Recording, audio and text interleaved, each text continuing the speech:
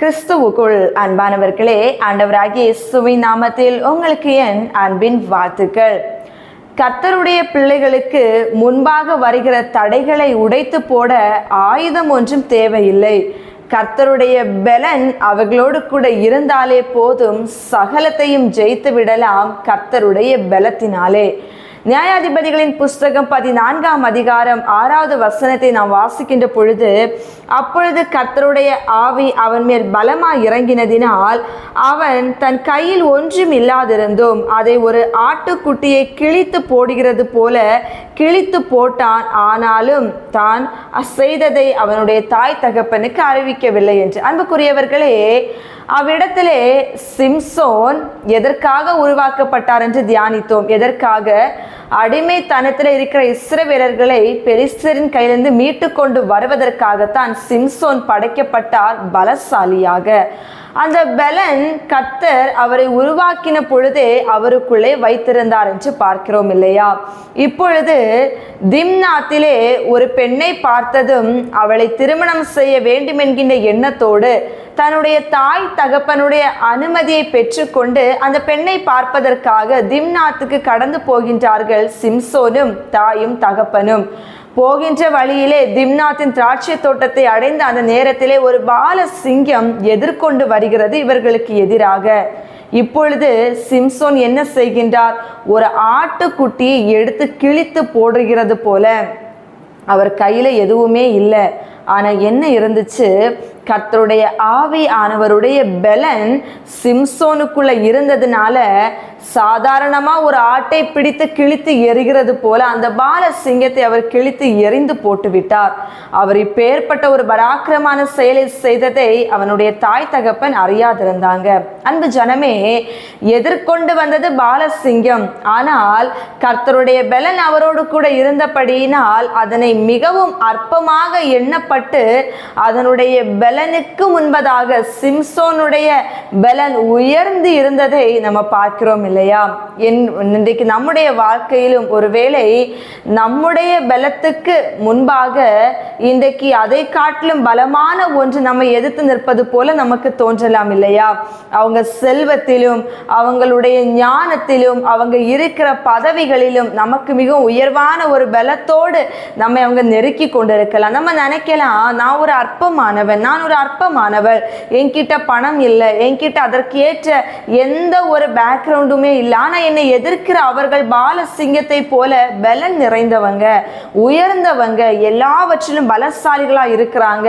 நான் எப்படி இவர்களை மேற்கொள்ள முடியும் என்று சொல்லி ஒருவேளை உங்களுக்குள்ள ஒரு எண்ணம் இருக்கலாம் இல்லையா? அன்பு ஜனமே, சிம்சோன் கையில எதுவுமே இல்லை. ஆனா கர்த்தருடைய ஆவியானவருடைய பலன் இருந்துச்சு. இன்றைக்கு நம்முடைய வாழ்க்கையிலும் கர்த்தருடைய ஆவியானவருடைய பலன் நமக்குள்ளே இருக்குமானால் முன்பாக நிற்கின்றவர்கள் எப்பேற்பட்ட பால சிங்கங்களாக இருந்தாலும் அவர்களையும் தாண்டி போவதற்கான பலனை தேவன் கொடுப்பார் என்பதில் எந்த மாற்றமும் இல்லை. நீங்கள் கர்த்தருடைய பலத்தை சார்ந்து நிற்கிற பொழுது. அன்றைக்கு தானியேல் சிங்கங்கள் இருந்த ஒரு கேஜுக்குள்ளதான் அடைக்கப்பட்டார் இல்லையா? சிங்க கெபில் அவர் அடைக்கப்பட்ட போது அவர் சண்டை போட்டாரா? இல்லை. சிங்கத்தினுடைய வாயை அவரா கட்டி போட்டார்? இல்லை. கர்த்தர் தான் சிங்கத்தினுடைய வாயை கட்டி போட்டார் இல்லையா? அந்த இடத்துல தானியேல் கிட்ட என்ன ஆயுதம் இருந்துச்சு? எந்த ஆயுதமுமே இல்லை.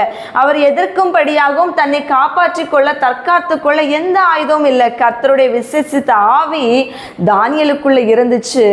அதனால அந்த சிங்கங்களின் வாயை கர்த்தர் கட்டி போட்டார். ஜீவனோடு தன் பிள்ளையை வெளியே கொண்டு வந்தார்.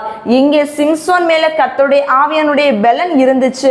அந்த இடத்துல சிங்கம் தான் ஒன்றுமில்லாதாக மாற்றப்பட்டதே தவிர சிம்சோனுக்கு எந்த சேதமும் வரவில்லை என்று பார்க்கிறோம். ஆகையினால் கேட்கிற என் அன்பு தேவனுடைய ஜனமே, நாம் தேவனோடு கூட இருக்கிற பொழுது எதுவுமே நம்ம என்ன செய்ய முடியாது, நெருங்கவே முடியாது.